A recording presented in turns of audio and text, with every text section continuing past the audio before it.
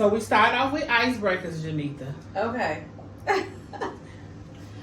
Do you watch a lot of movies and TV? I am a fanatic. I have to turn my brain off, so yes. Okay. These are easy ones, so let's Okay. see. Let's see if she really is a fanatic, guys. Okay. So what I'm going to do is I'm going to read a line from a movie or television show, and you got to tell me what television show or movie it came from. I know this is okay, but I picked easy ones this week, so I hope. And just so everybody remembers, this part of the show is sponsored by Drop That Line. Drop That Line is a fun trivia game for Black TV and cinema. Okay, so the first one is, did I do that? Oh, so that's Steve Urkel. Yes. It's not Family Matters. It is. It's Family Matters. It is. Okay, Yeah. okay. Okay. Good. She got that one. Okay. Okay, the next one. This is kind of old. Let's see. Hercules. Oh, it's the Clumps. Nutty Professor. Yes. Okay. Okay, good. She got it. Okay, good. So, the next one is Eat the Cake anime. Okay, that's Ike Turner, because I be telling them all the time to do that. So that's from What's Love Got to Do with It. Yes. Good. She'll be the second person to get them all right out of over 20 conversations. Let me see. Okay, let's see. This one might be a little tough for real, because I don't think I would have got it right. Okay, let's see. Okay. Nights like this, I wish that raindrops would will fall. Yes. Yeah. So that's Eddie Kane. Oh my 5 Heartbeats. She got all of them right, guys. That's what's up. She is a fanatic. She is indeed a fanatic. That's what's up. Yes. That's exciting. Okay. So Juneitha is officially the second person to get this right. Okay. To get all of them correct. Okay, I gotta play against the other Yes, person. that's what we should do. We should do a little round to everybody. Right. Okay, so as you guys already know, Juneitha is a attorney. And so we have her here today to do a little bit of a Q&A for the questions that you guys asked online. But before we get into all of that, I wanted to talk to you about how you decided to become an attorney. Okay, so a lot of people always talk about how people don't live their actual dreams of what they wanted to be when they were a kid. Mm-hmm. Well, I am one of those people that actually live their dreams of what they wanted to be when they were kids. I decided to be an attorney when I was young, when I was a kid, when I was 8, 9 years old. Okay. You know. And the reason why is that first it started off is that I always wanted to be whatever my oldest brother wanted to be. Okay. You know, I admired him, and you know, he said I wanted to be this. I'm like, oh well, I want to be that too. Okay. You know. So even if he was like, I want to be a basketball player. Then I want to be a basketball player. That's you what know it what was. I'm saying? Okay. But then he also said that, you know, I want to be an attorney. Mm-hmm. Well, in the type of life that we were in, the childhood that we had, you know, that stuck with me. And I'm like, oh, I want to be an attorney. He's like, oh, I want to be a professor. And I'm like, no, I want to be an attorney. Yeah. You know, I thought that was changed for yeah. you. Okay. I thought like because of the type of childhood that we had, I thought that we needed more representation for Black and brown people in that field that can help navigate through the justice system. Yeah. And I wanted to be that voice for us. even at that I was young just about to age. say, even at that age. Even huh? at that age, I know a lot of people wouldn't believe me, but I was a nerd. I've been a nerd my entire life. I'm still a nerd. And I would sit and have intellectual conversations with adults and be able to be on par with them, even at that young age. And I wanted to be that representation. And so that's where it came from. I wanted to be that thin, and I've followed that path throughout my educational career, all the way through. Okay, cool. So, how difficult or not difficult was it to get through school? I know some of your challenges because we're family, but I mean, aside from that, just the schooling part of it, was it a difficult time? How long did it take? Did you have to do like did you ever have to like retake classes, or did it take you longer than the average person to? So again, nerd. No, school has always been easy for me. It always just clicked. It always just made sense. Honestly, I didn't even know how to study until I got into college, because I didn't need to study until then. Social aspects, that was the difficult part for me. I didn't really I was socially awkward. I didn't really know how to have friends. Books I knew, people I didn't know. Gotcha. So that's where the awkwardness came in. But no, books I knew, they were my friends. So school was the easy part. I got through school fine. I went through high school, went through college, got into college. I ended up having my son. I got pregnant my last year in college, and my mom, you probably remember that, she was so afraid. Oh my God, you're not gonna go to school. You're not gonna finish. And I'm like, hello, have you met me? Right. My name's Juneitha. Yeah, like nothing stops me. Right. So I went ahead and finished, and he was born 3 months before I finished college, and as soon as I was out the hospital, I was right back into college, and he was sitting right next to me in his little sleeper while I'm finishing up in school. Went on into law school.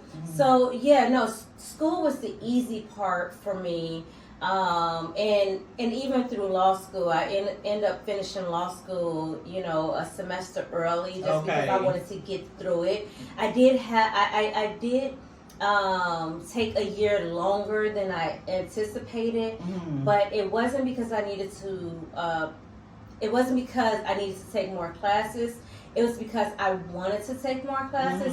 While I was in college, I ended up taking on a minor. I majored in criminal justice, and then I loved philosophy. I had a particular teacher that he just intrigued me so much that I was like, you know what? I'm going to take on this extra, and I ended up taking up a minor in philosophy. So that took me a year extra than I anticipated. But that was the easy part. And so it does take some time, but it was something that I was passionate about, and it was something that I always followed throughout. And funny enough, I actually won my first case when I got out of the hospital from being pregnant. Oh wow! Yeah, and I don't talk about this a lot, but my landlord came after us. Really? Yeah, for unpaid rent. And it's not that we didn't have the money. It's just that me, being a reader, already knowing this, he wasn't doing some things that he should have done. And he wanted to take us to court. And I'm like, Your Honor, please, can we push this back, because I'll be having a baby. So as soon as I get out the hospital, I'm pushing my son. I can barely stand up. Any mom out there that's had a baby would know what it feels like after pushing out a baby. I'm small, and I pushed out an 8 pound 1 ouncer.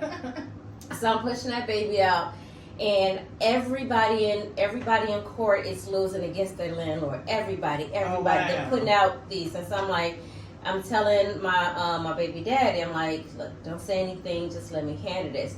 I am in so much pain at this point. I'm tired. I'm exhausted.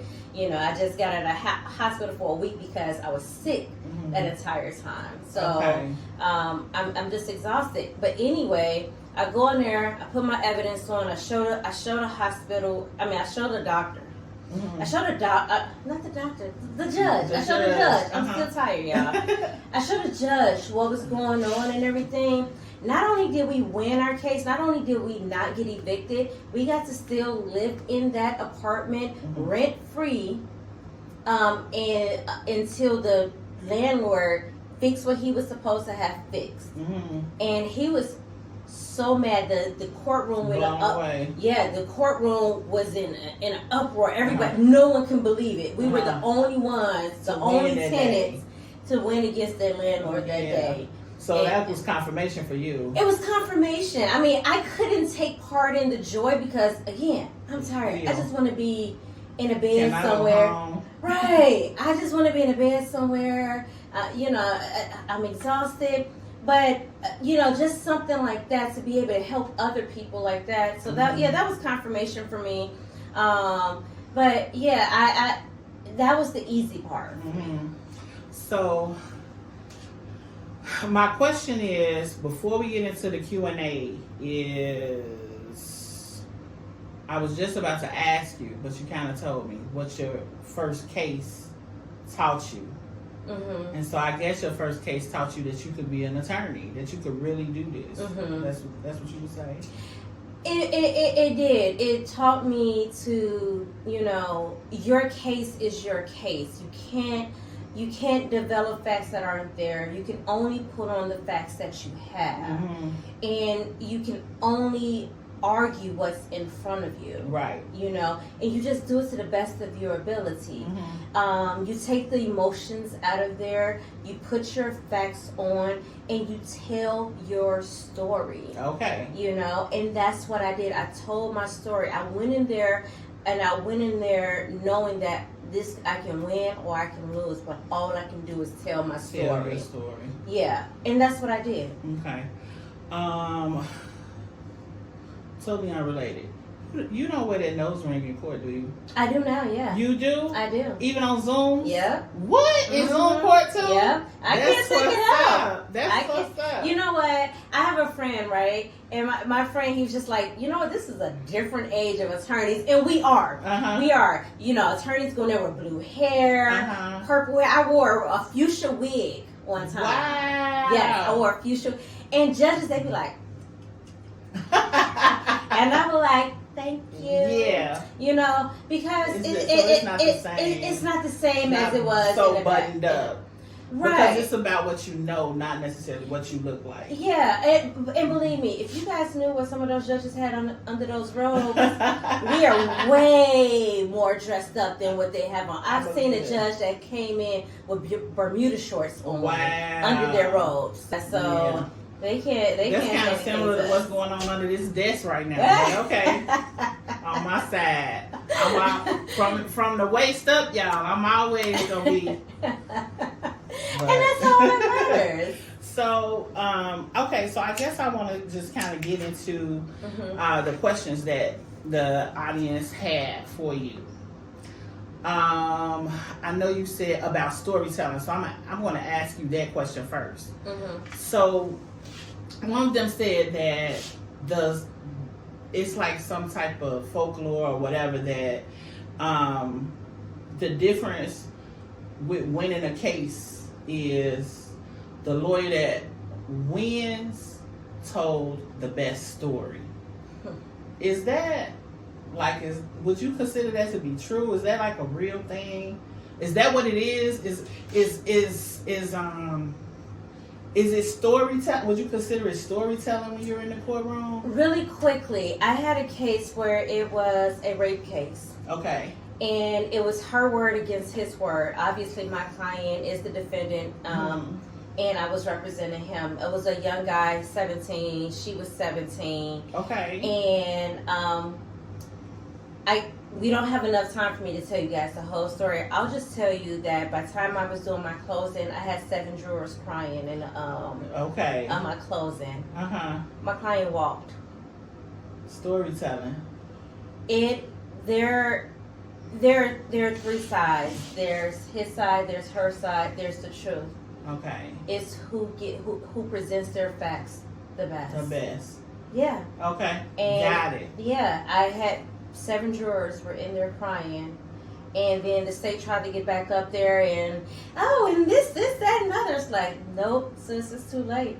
It's too late. I got them. Yeah. It took them 1 hour to give their deliberation. My client went home for Thanksgiving. Wow. Oh, was this recent or this been some years ago? This was about 2019. Okay. Yep. So the next question is, what is the difference between an expungement and a seal? Oh, okay. So you can get an expungement. When you have an expungement obliterates your record. It acts as though your record never even existed. Okay. It takes care of the arrest record. It takes care, like, so from the arrest all the way through to the court. It wipes it out. And no one will ever be able to see it. And no one can see that. Exactly. So that person, I'm sorry, just to be clear, a person when they get expunged, can they go and apply for like the police? Yes. Okay. Yes. Okay. Sealing, all it does is that it seals the record, so no one other than a government entity will be able to see it. So if you need to get fingerprinted, if you get fingerprinted, they can see it. So like for schools and things like that, understood, they can see it. Okay. But other than that, if it's just like a basic background check, they can't see it. So like if there's a job where you didn't have to get fingerprinted, they can't see that information. Or if you're looking for housing, they can. But if you get fingerprinted, those law enforcement agencies, they can see it. Understood. For expungements, you can only get an expungement if you did not have a conviction. Okay. Right. So if you have a conviction, then you cannot get an expungement, even if it's a misdemeanor. Okay. And then there are waiting periods too. So for expungement, there's a 2-year waiting period after you've done whatever it is that you had to do. So like there's supervision. Right. If it's a 2-year supervision, after you're done with your 2-year supervision, then there's a 2-year waiting period before you can petition. Okay. For convictions, there's a 3-year. For exilium, there's a 3-year waiting period. So you have to be done with whatever it is that you're sentenced, and then do that 3-year waiting period, then you can petition. Got it. And it has to be in a county in which you got your conviction or your supervision. Oh, that's okay. So that's really good, clear information now. Yeah. What's up? It's Ari from Benny's Beats, and I want you to check out Babbling with Brandi every Friday on Apple Podcasts. You need an attorney to do that? No, actually, every year, Cook County. Well, first of all, let me put it like this: you never need an attorney to represent yourself. You can represent yourself pro se at any time. Okay. You cannot represent someone else unless you're an attorney. Okay. So you can always represent yourself pro se. Okay. But you will be treated as though you are an attorney if you decide to represent yourself. So, ignorance of the law is not a defense. The court is going to say, like, well, you decided to represent yourself, so we're going to hold you to the standards of an attorney. You decided to make this decision. Now, if every year, Cook County and some other counties too have expungement, like fairs or something, sort of like that, and it's summits or something. Yes, right, and it's normally around May or June. It's done through the Cabrini Green Legal Aid Clinic. So always look out for that through the Cook County Legal Aid Clinic website. So those work. Yeah, because there's actually volunteer attorneys like myself that will volunteer their time to actually draft up the petition. If you are eligible, then you can get a fee waiver because normally it's $120 to file the petition. But if you're eligible, then you can get the fee waiver, and then you can go and file it in that in the respective county. Yeah. This was some good info. Okay, good. So one of the questions, now I don't even know how to expound on this because I'm not familiar with it, but I'm just gonna read the question. When Dorothy Brown was in office, she changed the child support law to review the income of both parents. How does that work, and is that new law working, or whatever it is? So Dorothy Brown did not do that of her own accord. What happened is that the law changed in Illinois, and that was back in 2017. What happened is that Illinois went from an obligor-obligee system to a shared basic income system, along with 39 other states that have already been with the system. And so what it does is that it looks at the income of both parents. So it's no longer just looking at the non-custodial parent to pay 20%, 25, 30, 35% of their income, depending on the amount of children that you have.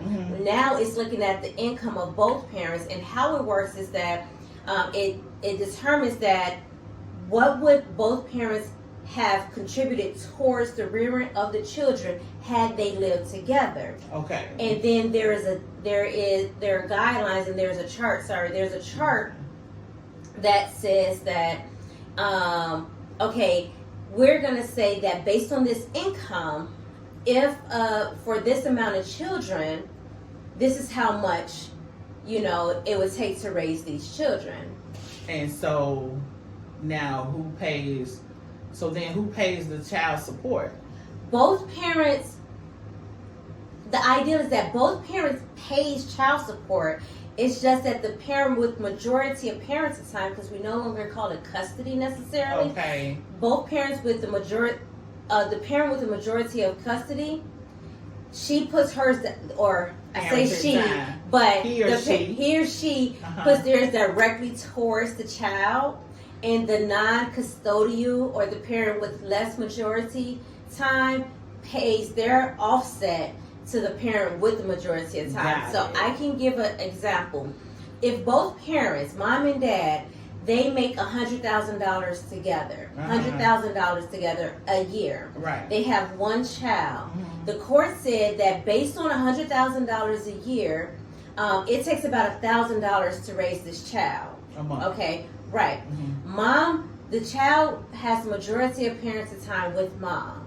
So he's spending most overnights with mom. Right. Okay. Mom makes $40,000. Dad makes $60,000 a year, which means that mom contributes 40% of 40% towards that.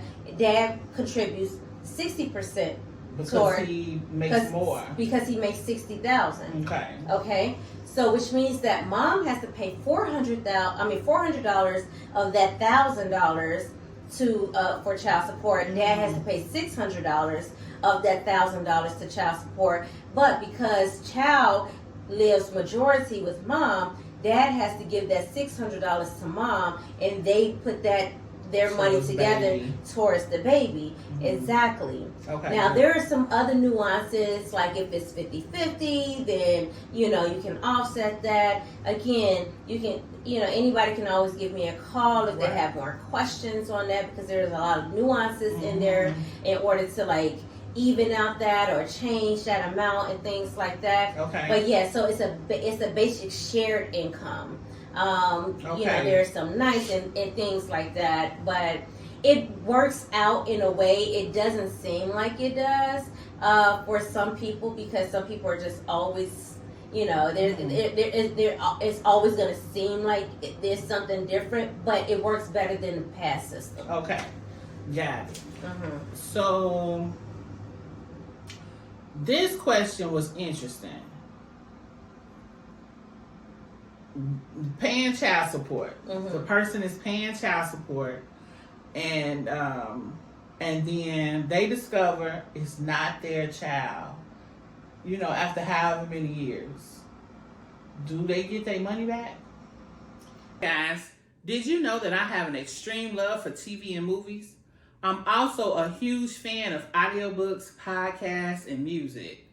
Soon, I'll have bonus episodes where I give my thoughts on media of all kinds, as well as talking to my friends about pop culture and trending topics. Don't forget to tune in to the Babbling Breakdown. Now, let's get back to the show. Okay, so there are several questions that need to be answered first. Okay. Did they sign the birth certificate? Okay. Or did they sign a VAP, which is a voluntary acknowledgement of paternity? Okay. Or did they live as though the child was theirs? Here's the thing. A father has a right to say, I question this, let me get a paternity test. If you waive that, and if you just sign the birth certificate, then no, you're not going to get that. Now, if there was some fraud in the beginning, if this person said like, oh, this is yours, and if the mom was hiding things, and if you can prove that there was some misrepresentation and some fraud, that she hid information from you that prevented you from going to get a paternity test, then you may have like a if case. she made you believe that it was your baby and no reason for you to, is that what you're saying? It might have to be a little bit more than that. Like you have to like really like it.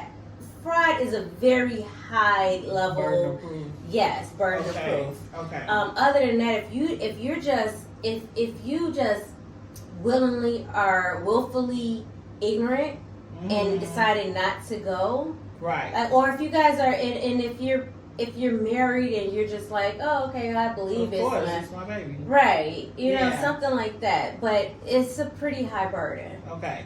So I don't even know where to go with this, because I don't know. I'm just thinking like, wow.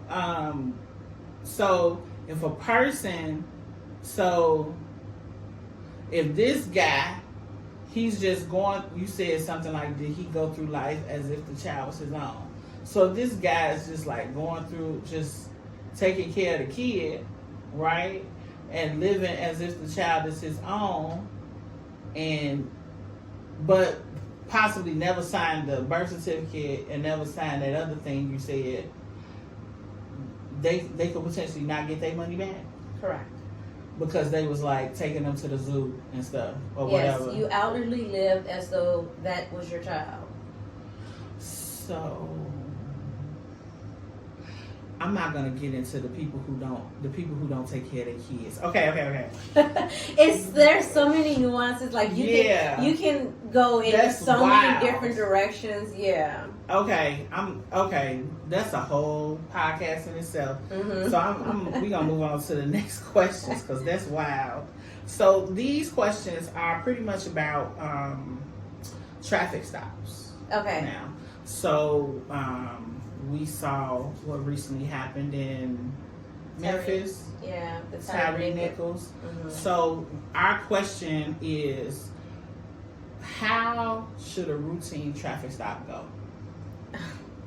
What's a routine traffic stop? Good question. Okay. No one really knows, right? Yeah, it's like we're still trying to figure that out. Okay. I don't even know if the police actually know. Right. Wow. So I guess the better question is, what are your rights when it comes to routine That's traffic? actually what one of the questions that the guy asked. He wanted to know, what are my rights during a traffic stop? Yeah. So, and I'm dealing with a case like this right now. And, wow. Yeah. You don't have to answer questions, right? But you cannot obstruct justice. So if they ask for your ID, your license, your registration, your insurance, you have to give that over. Okay. That's about all you have to do. Okay. Okay. If they ask you to get out the vehicle, you can't ask why, but you still also, you can ask for a supervisor. You can ask for, right, you can ask for a white shirt, you know. But you still risk coming into contact with one of those officers who are going to go beyond their duty. You're gonna still you may still come in contact with one of those officers who are overzealous. Right.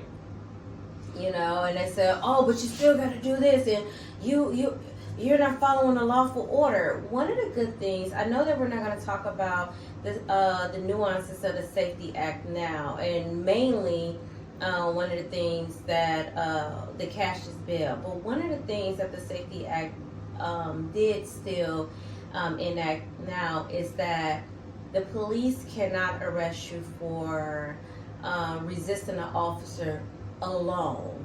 Okay. Which is what a lot of times they were doing.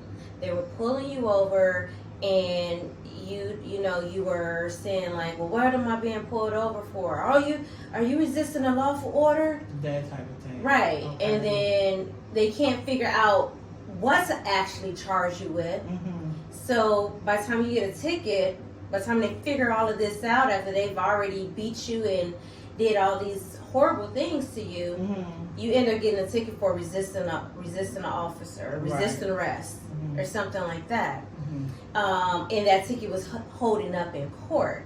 Well, that cannot be the basis of a ticket alone anymore. Okay. So that's one of the things that the Safety Act did actually enact for us now. So that's a good thing. Okay. Because that was a lot of times that a lot of these stops are pretextual. You can ask questions. You can ask, "What am I being pulled over for?" You know, they need to tell you why. Okay. Now so they're supposed to say why. They're supposed to tell you why. You have a right to know what you are being arrested for, if you are being arrested, what you are being curved for, if you're being stopped. What are they going to come back with? "Oh, well, we didn't actually arrest them." Well, am I free to go? And you can ask that question. Am I free to go? Okay, so try and remember to ask that. Am Right. I under arrest? Am I free to go? Because if you're not free to go, then you're detained. You're you're essentially under arrest. Right. You know, at that point, you don't have to answer questions because unless they Mirandize you, and even at that point, you don't have to answer their questions. You can ask for an attorney. You know, and please, everyone, ask for an attorney. Do not allow them to play that game with you where they call it an investigation stop for you. Or they're just asking questions or something like that, because it can quickly turn into interrogation. So don't let them play that game with you. Okay. Because they can even still use some of that. They say, "Oh, those are pre-Mirandized. They just talk to us," you know. Okay. Don't let them play that game with you. Don't think that if you cooperate with them, they're gonna let you go. No, those are games that they play. They know that they're playing those games. They know that people think that way, and then they end up using that against you. So don't let them play those games with you. Okay. But to that extent, if they are telling you those things, live to fight another day. Just follow their directions. If they end up taking you to jail, just go to jail. Live to fight another day. Get your attorney. Get your attorney to take care of it. Yes, get your attorney. Live to fight another day. Don't think like, "Oh, well, I know my rights." Yes, you know your rights, but guess what? Live to fight another day. They're the police. Exactly. They're the authority. And they'll come up with something, and they say this blue veil. We know what blue veil actually means, but live to fight another day, and I cannot stress that enough. Okay.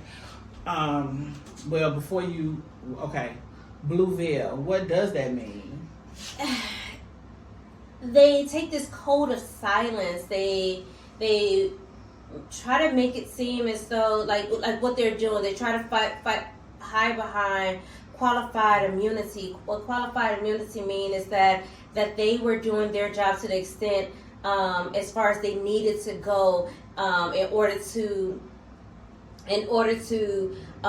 effectuate their job, their duties behind their job. So that that's, and if we're fighting excessive force, they're saying like, oh no, I've used enough force that I needed in order to effectuate the duties of my job. And then they'll hide behind qualified immunity.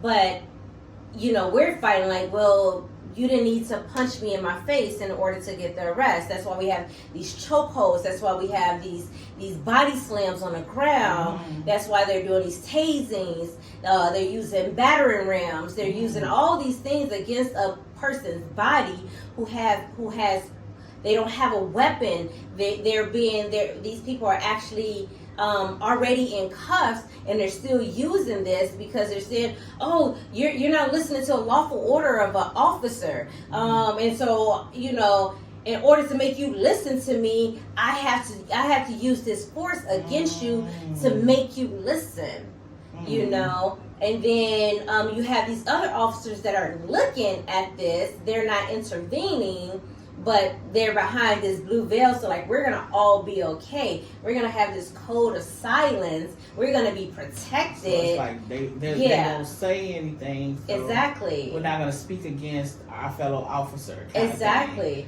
Gotcha. And also another thing that the Safety Act also enacted is that now you have a duty to intervene. Officers have a duty to intervene. If you see a fellow officer going beyond their duties, you have a duty to intervene, or you will be charged to the same extent as that acting officer.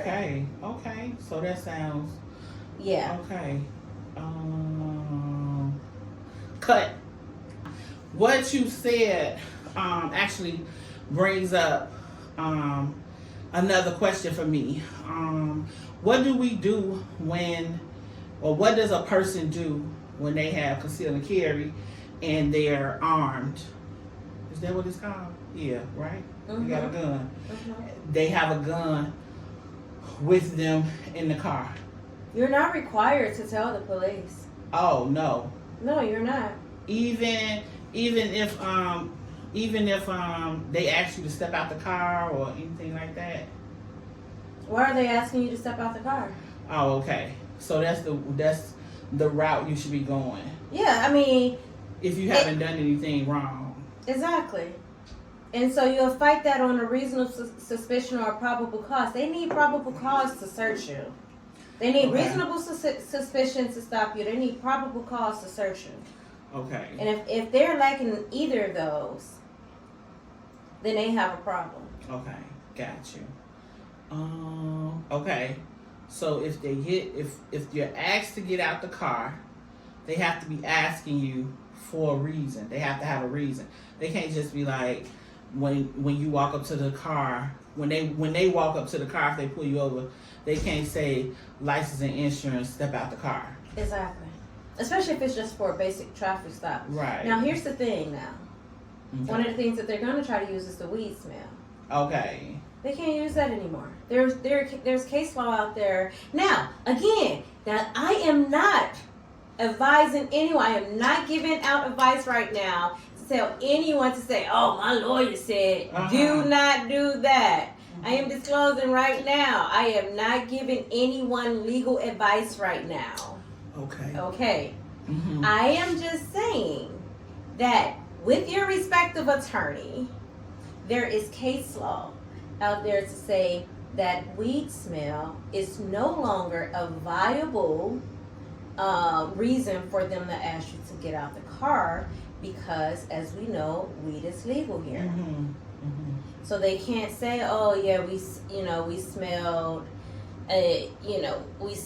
weed, cannabis, a strong in the vehicle. That's not enough. Courts have found that that's not enough. Gotcha. Okay, but let your attorney fight that, make that argument. If they ask you to get out for that reason, again, let your attorneys make that argument. Okay?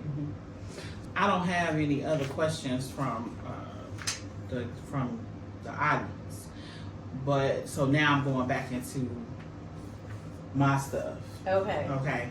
So, how long have you been an attorney? See, I started practicing in 2012. Okay. Yeah. So since day one, from your first case to your most recent case, what would you say you've improved on most in your career, and maybe even how you handle cases? Confidence. Yeah. I would say confidence. Now, that's not to say every time I go into a hearing or a trial, I don't still get the flutters in my gut. Okay. I do. And I asked a more seasoned attorney a few years back, I said, does that ever go away? And he told me, he said, if it does, you want to stop practicing law at that point. Oh, wow. Because you get that because you are always concerned about doing your best for your client. And I was like, okay, I guess that makes sense. I just thought it was like that for me because I was still, I was still young, I was still new, inexperienced and things like that. But no, it was because, I do want to do well. There is a lot of pressure constantly, and I want to do the best for my client. There was one time I went into trial and I think I lost 10 pounds in 1 week. In 1 week, I lost 10. So it's a good weight loss. It's a good weight loss plan. But yeah, and I did well. But I think confidence. I think that has increased over time. Okay. I'm not gonna say I'm still the most confident. I'm not saying I've handled it all. A lot of cases, especially even in the criminal arena, a lot of them don't go to trial. A lot of it's about negotiation. Gotcha. Even if I want to go to trial and I know it's we can win a trial, ultimately I'm not the one that has to suffer the consequences. And so, as they say, they gave me an offer I couldn't refuse. Right. Sometimes that happens. Okay. And so it's up to my clients to decide whether or not, what they can live with. I've had cases where I was like, I know I can win this at trial. My client said, I don't want to take the chance. Okay. They're giving me something that I know this is guaranteed. I just want to do this, get it over with, and be done. I don't want to take that risk. There are a lot of variables in trial. You don't know how a jury's going to act. You don't know how the judge is going to act. It's just so much you can control. So there's always risk. So I have to listen to my clients. But I would just say my confidence continues to grow, and I hope that it will continue to do so. Okay. I don't necessarily want to ask you what you think you can improve on as an attorney, per se. What I want to ask is, what was because it is the new year, first month, what was your New Year's resolution or your New Year intention as far as a goal to accomplish professionally? Not to work for free. Okay. So when you say not to work for free, because you do work pro bono. I do some pro bono hours. Right. Yes. But I do have some clients that are required to pay. And when I say that, it's always those clients that give you the flux. Okay. And I have to say this. It's just like you won't go to work for free. I have to do that same thing. I'm the type of person, I hate to leave things undone. I gotta see it to the end. I gotta see it to the end. And I end up hurting myself in the end with something like that, with that mind frame. Okay. And a lot of people take advantage of that. Okay. But I have to look at my clients, and I have to know when there's a pause point. I'm like, okay, this is a safe place for me to pause in this case, and really get this client back on track with me business wise. Okay. So and as far let as me fees and stuff. yeah, and let me make sure that I get them back on track, because and I can do that where it won't hurt them in their case, and then I also won't be hurt in the end as well. So we can both still come out winning. So it sounds like you got to have strategy, even just to in order to get paid. Let me ask you this. Do you know of any attorneys who are as strategic? Because what you're saying to me, I've never heard, but of course it's not like I hang around a bunch of attorneys or anything. I do know some, but I don't you know, Um, you're my lawyer, so I don't know. I've never heard that. So a lot of attorneys would just cut the clients off. Doesn't matter where they are in a case. Nope, they don't Okay. care if the client's case is hurt. They don't care. I've had clients come to me. I'm like, oh, my attorney just left me in a lurch and things like that. And I've heard of attorneys who are like, well, look, they didn't pay, so you know. Well. I've heard the stories, and I at least try to work with them because, again, I didn't get into this game just to make money. I got into it to help people. To help. Mm-hmm. But I also still have to make a living. Exactly. I have to make a living as well. So it's like it's constantly a balancing act for me. Uh-huh. You know, on helping plus paying bills. Yeah. In a way. It's You like, know, and right. It's just like if I get honestly, if I married rich or if I was already rich or something like that, and if I can do it pro bono, I probably would. Oh wow! I probably would because you love your work then. I enjoy what I do. Mm. I really do, and even though it can be very frustrating at sometimes, when you get those clients where you know you've accomplished for them what they were seeking, and they just want to hug you, and you know, that makes it all worth it. Mm-hmm. You know what I'm saying? Like, it might be one case out of 15 or 20 that you've had that great success, and all those other frustrating cases, that one case makes it so worth it. Okay. Yeah. And so yeah, I think I would do it pro bono, but I'm not at that place in my life. Right. So You pay know. me. You know, Yeah, I get it. You gotta have some give and take. So at least I'm willing to work with people, but you gotta be willing to work with me too. Okay. I got 2 questions, and then we can get out of here. One is where you go in when you go into 26 California, because you go into 26 California, right? We're still Zoom for the most part right now, okay. but So, I used to go there quite often. is it dirty where you go into the parts where you have to go? I just need to know. Because as a visitor, I have never been in jail, but to visit people, it is so filthy. Okay, so are we talking about the court, or are we talking about the jail? The jail. Like when you go in to talk to your client is behind bars, and you have to go in to talk to them. I know that you guys go into like different rooms, you go in through different spaces. Are those spaces nasty and filthy too? Oh, okay. It might be worse than where you all go. Wow. Because you guys go where you guys can't like really even touch the client. Like I can go into like the same room. Like it might be like a gym or a lunch room or like some like little conference room where they have access to. Yeah, I can go in there and like sit like at the same table with them and things like I go back so there. So you go into the filth. Yes. Wow. Yes. That's what I've always wondered that. Yeah.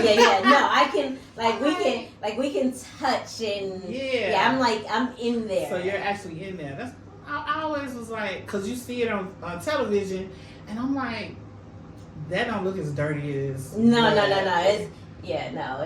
It's filthy. Yeah. Okay. And then in the court room, when I go in the back to talk to my client when they're behind bars, that might be even worse.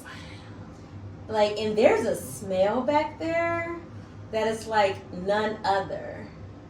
It's like none other. It's so small. It's so small. So you don't look forward to that. Well, and then just imagine I'm going there in my garb, and I'm like, and you know they're not around women a lot, and I'm like we're like right here, and so I'm trying to talk to my client, but I got all these guys around me, and everybody comes in, and it's just like, and so you got laser focus, and it's just like I don't see anything. I got blinders on, so yeah, just imagine. Yeah. I always want to ask one last question, which is, what do you do for self-care? Oh, so I try to vacation as much as possible. Okay. I try to do spa as much as possible. I disconnect and disengage from like social media. I try to like watch my favorite shows. Spend time with family. Okay. And just like kind of like turn everything else off when it comes to the world. Watch like I said, watch my favorite shows like because I gotta turn my brain off. Yeah. Like I need some other noise on so I can turn the noise off in my head because that's louder than anything else that's external. Okay. Yeah. So I just try to do that and then shop. Okay. It makes me happy. What's your favorite television show right now? Okay, so first of all, I like a little ratchet TV. Okay, which is fine. So I gotta watch me a little bit of Housewives. What's your favorite franchise? The ones I like is Atlanta, Potomac, Beverly Hills because for them to be for them to be so sophisticated, they're so ratchet. And what's another one? Those are the main ones. Okay. So I watch them, and then I like to talk with other lawyers. Oh, so you got. And we drink wine talking about them. That's funny. Look, not only that, we sit there and think like, you know what? Why we ain't got that money? Then we sit there and like, cause we ain't scamming enough. Yeah, that's what it is. We ain't scamming enough, so that's why we doing right. We doing right. Your what was the most recent place you visited on vacation? Cancun. Okay. Yeah. Majestic. I did a lot of traveling last year. Okay. So, but that was the latest. Okay. Okay. Cool. Well, Juneitha, Esquire, Juneitha Shambee, attorney at law. I thank you so much for coming to visit me. Thank you. You know I love you. Thank you. I am so glad that we were able to have this conversation. I look forward to having you on over and over again. When you got something you want to talk about, let me know. I will. So that we can jump on, even if we just do a Zoom. She traveled quite far to come see us guys today. So even if we need to jump on Zoom, you want me to come out to you, whatever, let me know. I know you had some stuff you wanted to talk about today that you couldn't get into detail with because of whatever happened. Well, when the Supreme Court lifts this injunction on the Safety Act, I do want to bring that back out because there are so many myths out there regarding that. Okay. But when they lift that, then let's see what Kwame can do. Okay. And then we'll get into that so people can know that facts on that. The truth. Yeah. Awesome. Exactly. Okay. Well. Thank you so much, you guys, for listening. Thank you again, Juneitha, for coming out. And until next time, thanks for battling with me. Bye. Okay.